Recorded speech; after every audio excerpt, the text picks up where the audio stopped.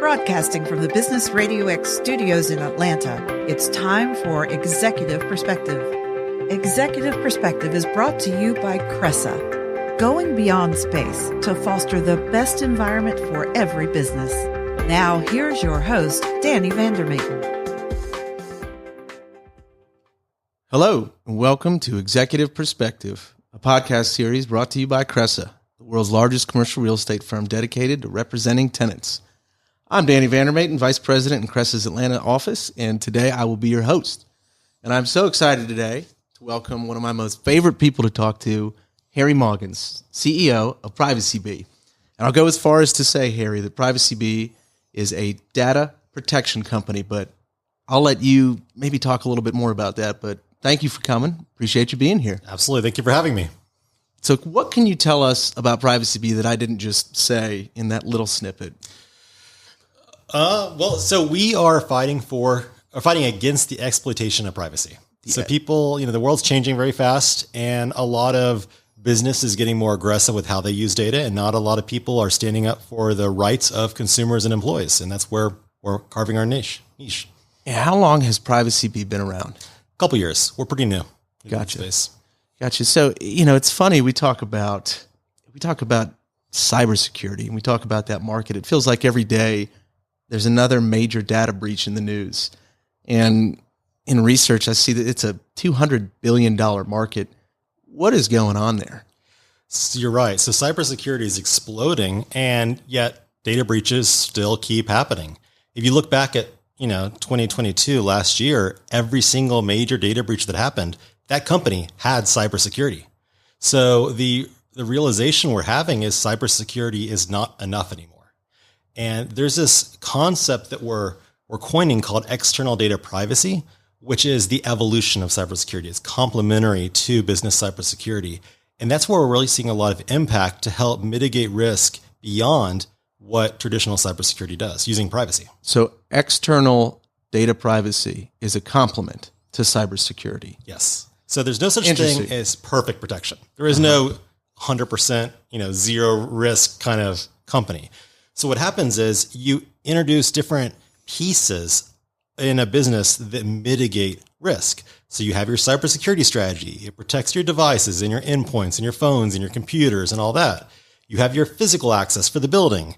You have your GRC, governance, risk, and compliance, your policies, basically saying don't click a link in an email. You have a lot of different things that you do trying to decrease the risk of getting hacked, but you can never truly get to perfect risk protection. So Privacy Bee, and it's like the insect bee, Privacy Bee. Mm-hmm. Privacy Bee is fighting for how can we further decrease the risk of a data breach. And the way we do that, just in a super quick nutshell, hackers are getting smart. They're lazy, right? So when I say they're lazy, if there's a way into a business that's a side window or backdoor, they're not going to go right in the front door where you spent $100 million in cybersecurity or $50 million in cybersecurity. That's too hard, and they're lazy. They're going to look for that side window. So when you look at the landscape of a company and the risks that company's facing, the human aspect is the weakest link. That's the scariest part. When you have a brand new VP or SVP coming into a business who is a father and a family person, and he has a natural risk built in because of his information is being exposed out there. When you Google that person's information, you might find his home address, you might find his kids' names, his wife or husband. You might find the person's information out there. So when a hacker is trying to convince them to give them a password or circumvent whatever cybersecurity investment, you can craft a very, very surgical and highly effective message, spear phishing message, trick email or text that causes that executive to forget their training and click a link they shouldn't click and enter a password that they think safe, but it's actually a fake website. And highly effective, we call it PII, or personally identifiable information. PII infused spear phishing is the most effective form of hacking today. And that's how a lot of these data breaches are happening. And so that kind of data breach where you talk about personal information, email, phone numbers, does it also include buying habits? Does it include preferences on different consumer goods that individual would be a target for? Is that encompassing in what's known as external data? Yeah, absolutely. So external data is really everything outside of the walls. So anything that's available, exposed online, or collected by data brokers, data aggregators, data compilers, data syndicators, all the different companies that operate in that $200-300 billion world of data exchange. There's a facilitation, and a lot of it's the kind of stuff that's exposed in Google from people search sites. Mm-hmm. It's trivial now to find out those kind of buying habits or previous cars a person's owned or anything about an individual that can be used to craft a message. So for example, say a brand new executive gets a text message saying, Dear John, your daughter Sally was in a car accident this morning. And this kind of thing happens every day. Hackers have no morals. And, the accident was off, Waters Road 3 miles from your house because they know where they live so they can make it feel real by not saying the name, but saying a nearby name. She was taken to the local, Detroit Regional Hospital, whatever the closest hospital is to that person. The doctor's urgently trying to reach you. Click here to view the message. That level of highly targeted, highly surgical, highly personalized message, any father that I mentioned in my example earlier, every father for a brief moment would forget that cybersecurity training. They'd forget what the CSO and CTO has been pounding their head of not clicking. They're going to give their password or their text or their PIN. It's funny you say that hackers are lazy because when you say that, I think, wow, that is so elaborate. But it's efficient, isn't it? Because there's just really no filter there. They're going right for somebody's soul. In that example that you just explained, it's. I mean, you're right. Who wouldn't want to respond to that text? You're a father. I'm a father. Our children are young.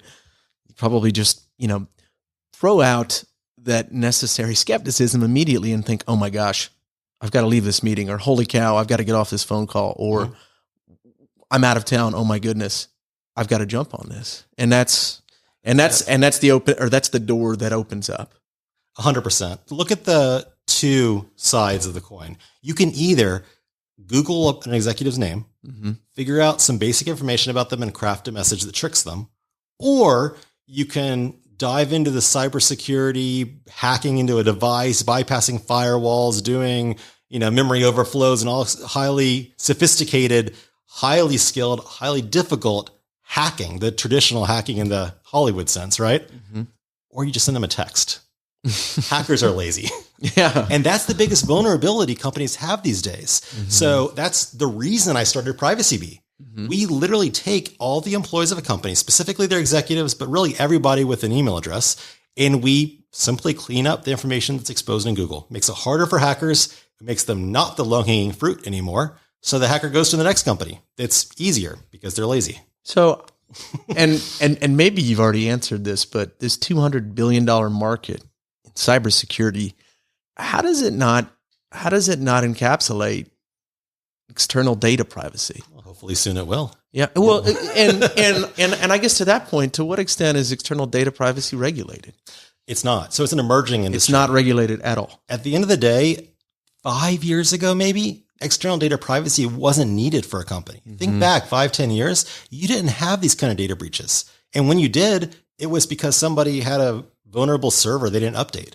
This new age PII infused spear phishing that's so effective is pretty new. And that's really facilitated by the exploitation of data privacy.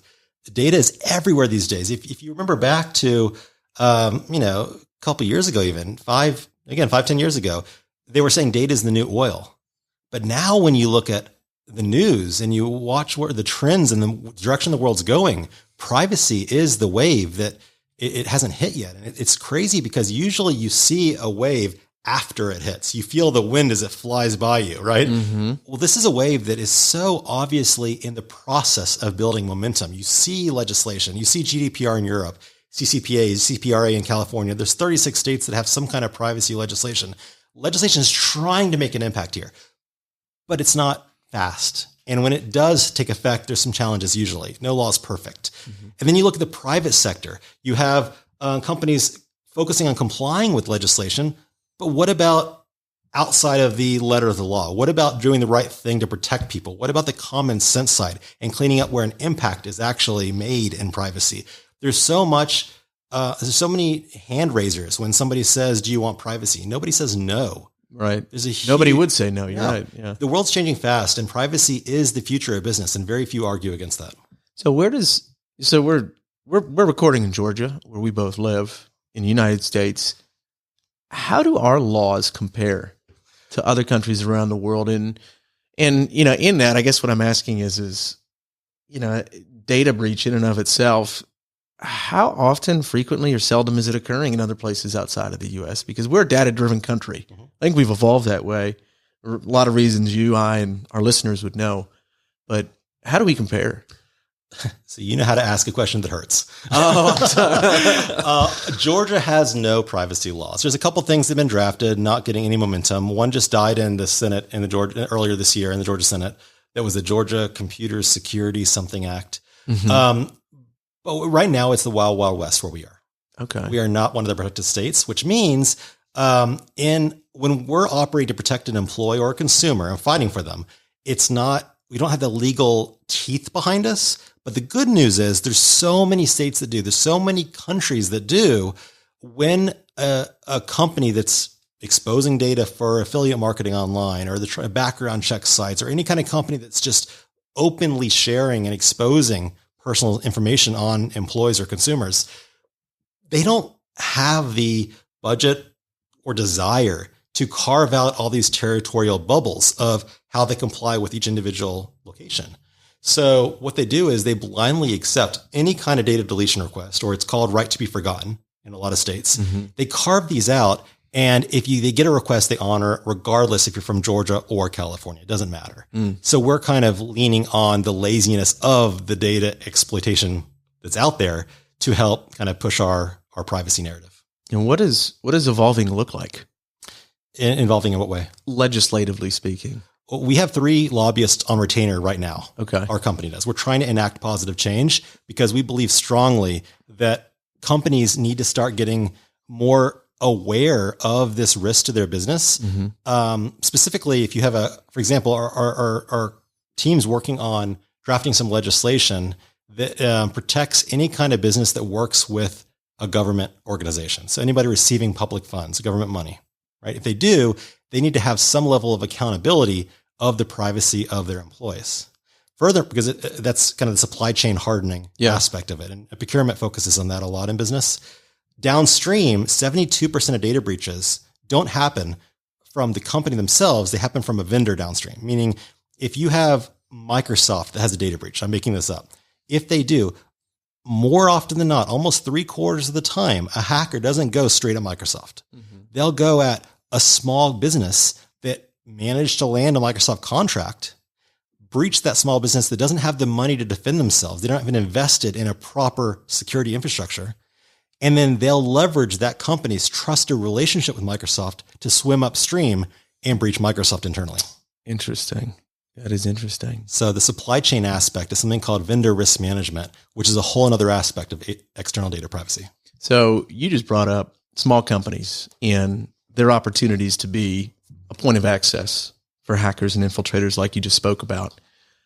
You sound really passionate, and that's kind of what I love about you in general, because as a true entrepreneur, you get ideas and you just do. How would you describe the way that your software and this product is utilized? Because I know that largely it's an opportunity for businesses to protect their employees. Can you explain a little bit more how that works and I guess the chain of the product being delivered and utilized by your end users? Sure. So we started off with a consumer offering where a person doesn't want their information in Google. Uh-huh. They hire us and we scan over 354 data brokers, people search sites, paste sites, any kind of site that exposes information. We scan all those, we delete the information, and then we monitor for reemergences. When they refresh, if it's quarterly refresh or whatever happens to reinstate the data we deleted. Additionally, we have over 250,000 separate companies where we have by hand, manually, with our human eyeballs, read their privacy policy, mapped out their data deletion processes, identified their DPO, data protection officer, figured out what the process is for removal, if they have territorial restrictions, if they comply with, our deletion requests, we mapped out the whole process and built these profiles on 250,000 companies. Wow.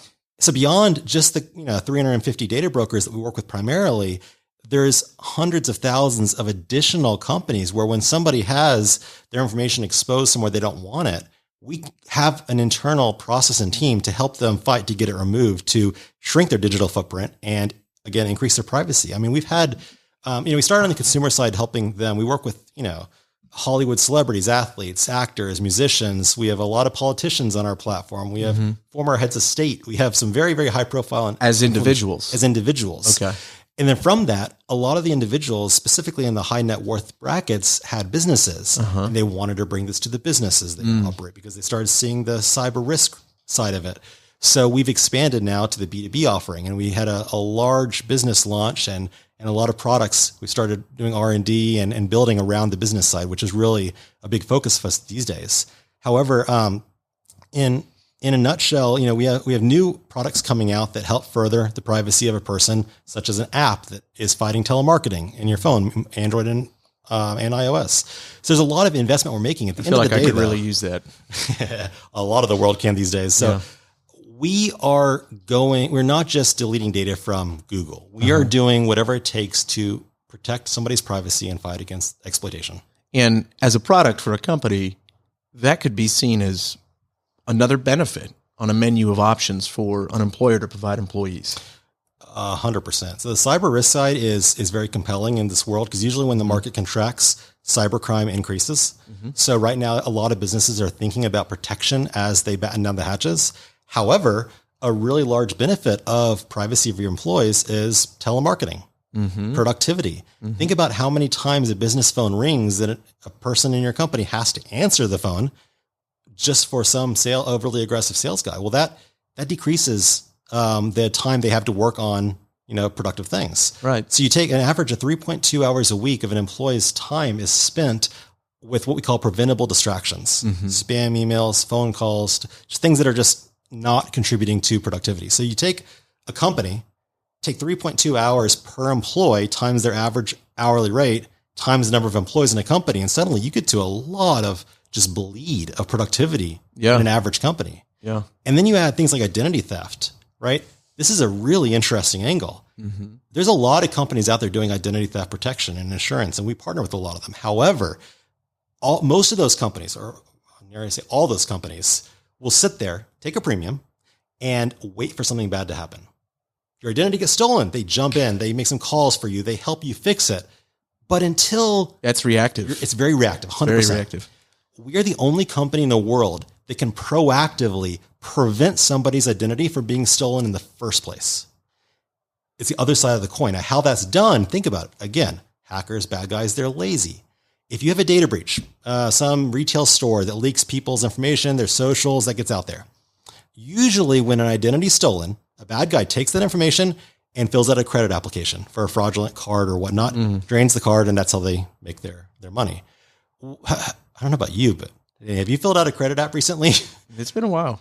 They're long. They ask a lot of questions. Yeah. They ask previous addresses. What color was previous cars you've had? There's so much information they need. Yeah. Well, the retailer that started this from a breach, they don't list your previous car colors. Right. So a bad guy stealing your identity has to augment the information they have through public data exploitation to figure out and build that full profile on you in order to complete the credit app. So if you clean up the digital profile of a person, when an identity thief is fishing through 100 people that were in a recent breach trying to steal 100 people's identity, they get to you, they can't complete your profile, they're going to go to the next person, low-hanging fruit. They're lazy. So it's not perfect protection, but it's first line of defense to decrease the risk of an identity being stolen, which is a super cool compliment. I'm happy we dove that deep. I'm scared of everything now. I don't ever want to give my name, my phone number, or anything out ever again. So we jumped right into it, which I love doing. It always happens when we chat. But I did want to ask you about just where you're at in what Privacy Bee is as a startup. And being the show and what it is, executive perspective, open-endedly, what's the hardest part of growing and running a startup? This isn't your first foray. No, I've sold 3 companies. This is definitely not my first. I think the hardest part is people. The problem with, obviously hiring is always a challenge. People present very well in interviews, and sometimes you have some misfires. You roll the dice with somebody and it doesn't work out, which is always really, really hard. That's the hardest part of my job, is trying to make sure the right person's in the right seat on the bus, so to speak. There's a lot of challenges where you find a person who believes passionately in the vision and the purpose and the mission behind the company. Which, let me just say, you don't seem like you struggle to instill any level of that passion in people, just from what I've seen and from what I've known of you over the last couple of years. We're fortunate to have a very passionate team, which is amazing. Yeah. The challenge as a leader in the business is to make sure that person's skill set is pushing positive value for the organization. Mm-hmm. Just because somebody's passionate doesn't necessarily mean a startup moves forward, which is the cold reality. Yeah. And finding that fit is never easy for a company, especially at an early stage. And that said, we've been very fortunate so far. At this stage, Privacy Bee has, about 50 something employees, some in the US, some overseas. We're one of the fastest growing companies in privacy in just a couple short years, which has been an incredible journey so far. But every company this size has its hurdles and its challenges along the way. Suffice to say, it sounds like what is the ever-present challenge is always people. Yes. Who's getting on the bus and making the decision of who's not a right fit for the bus. Which is ironic because we are constantly reaching out to highly skilled individuals in our area to try to recruit them to come join our team. And one of our value props that we're offering to our business clients is poach defense. Meaning, which is, there's definitely some irony there, because when a business is bringing on Privacy Bee to protect their employees, especially in HR department, one of the really powerful values is people focus a lot on acquiring talent, on hiring people, but how do they retain people? Right. Other than a pizza party Friday, I mean, it's hard to retain people these days, especially after you have a good culture and the kind of the table stakes. So what we do is, by decreasing the person's exposed information, a lot of the recruiters that buy databases and buy and scrape to find person's cell phone numbers when they're trying to track down somebody to go after, we make it harder to find them. So the recruiters that are targeting 1,000 people, if we remove 100, now they're targeting 900 people. Nobody knows the difference, but our clients just don't have as much temptation. Yeah. So it's, for a business, it does, obviously if people don't want to be in a company, they can always leave. Right. But it decreases the inbound temptation, constantly teasing them, because we say it only takes one bad day for your best employee to take an interview with a recruiter. That's true. So we try to decrease that risk. That's amazing. There's a lot of value of privacy. Yeah. What secrets are there in breaking through in a startup? If there were secrets and you could share them, what would they be? That's a good question. I would say there's probably 2 primary things. A lot of people build a product that they think is shiny instead of putting themselves in the businesses who are buying from you's shoes. Oh, that's interesting. So you identify when they're looking at all the vendors and all the inbound sales, harassment they see, and the noise in the market. It's a very competitive world in business these days. If you're trying to sell something commoditized, they're just going to roll their eyes, right? You have to find a way to differentiate yourself and identify what is the competitive advantage. Why would somebody give you the time of day and their busy schedule when they had 36 other people reaching out to them in the last hour, right? That's what they call value proposition. 100%. Business, right? But a lot of people say my value prop is I save money. Now, every company says they save you money or they make you money, right? Those are the, elementary way of looking at it. What is something truly unique? And it could be just, honestly, lipstick on a pig, right? You could take a commoditized item, but if you have a unique spin that scratches that itch a company has or makes their life a little bit better, it has to be something you could say, we are the only company in the world who does X, or we are the best company in the world to do Y. You can't say one of those 2 things, you're not going to succeed. And even if it's not true today, even if you're growing into that, you can say, we are going to be the best company for solving problem X. And you sell the vision along with your product. That is, people buy an emotion and justify with logic. Yes. So there's a lot of, a lot of people who are launching yet another clone of existing businesses. And they might do it with great salespeople, great marketing material. but they're going to always have that struggle. Right. And then, I've sold a couple companies. So our path is always acquisition. And along the way, a lot of companies build businesses that have a lot of financial cash flow, but then how do they exit? I've seen two primary mistakes. A lot of people tie it to their identity, which can be challenging if you're ever trying to get out of the business. Oh, where somebody wants to sell something that they feel so engrossed in that they don't want to part ways with it? Michael Dell. Who is this? Should I know? Michael Dell, the guy who founded Dell. Oh, okay. Dell Computers. Okay. So, it's when you have your name attached to the business, it's very hard to step away from the business. The other thing is a lot of people build cash flow businesses without differentiation, where you're doing so many things, you're competitive with everybody. When you're trying to sell a company, think again, like a prospect, you put yourselves in the mind of the acquirer. What could they bolt on to a business and find incremental net new value out of the gate? What could they say? We offer product A, but if you offer product B, it's a 1 + 1 is 3 equation. And if you're competitive with A, any kind of overlap at all, that is diminishing the value that they will pay for you because they already have A covered. So by staying in your swim lane, like we partner with a lot of identity theft companies. I mentioned that a long time ago, maybe a year ago, maybe it's been a fast moving world. We had an opportunity to bring on identity theft protection as one of the features of our solution, where people get insurance and, $1 million coverage or whatever with our privacy solution. And I was going down that road pretty far and I backed out 11th hour saying, we're not going to do this. Why is that? Financially, it made sense. However, if we are a privacy company with an identity theft protection, suddenly overnight our identity changes. And now we're just yet another identity theft protection company with a privacy, toy. Yeah. So I don't want to be bucketed into the ID protection industry. I want to be complementary to it, where we can partner with these companies and go to market with the 1 + 1 = 3. But as soon as we overstep into that A again, there's diminishing value because now we're competing. We're not complementary. Gotcha. That's fascinating. So I'm very aggressive on staying in our swim lane. Yeah. Well, no, I mean, as a key to breaking through, appreciate you sharing that. It makes complete logical sense. Harry, we're close to it time. Love this conversation. Love chatting with you. For those who would love to get in touch with you, what information would you be comfortable sharing, seeing as this entire conversation has been around data privacy? No problem. So the company is Privacy Bee. It's privacy and bee like the insect. So PRIVACYBEE.com. And my email, harry@privacybee.com. Super easy. HARRY. Feel free to reach out anytime. Otherwise, ping our team and they know how to find me usually. Thank you again for joining. And for everybody listening, thank you so much for tuning in. We really appreciate Harry as our guest on this series, this episode's podcast of this series. We look forward to having more conversations, and Harry, maybe another one with you at some point in the future. Sounds great. Thanks so much, Danny. Appreciate it. We'll see you. Thank you for joining us on Executive Perspective. This show is brought to you by Cressa, the world's largest occupier-centric commercial real estate firm offering unbiased, conflict-free advice. For more information, go to cressa.com.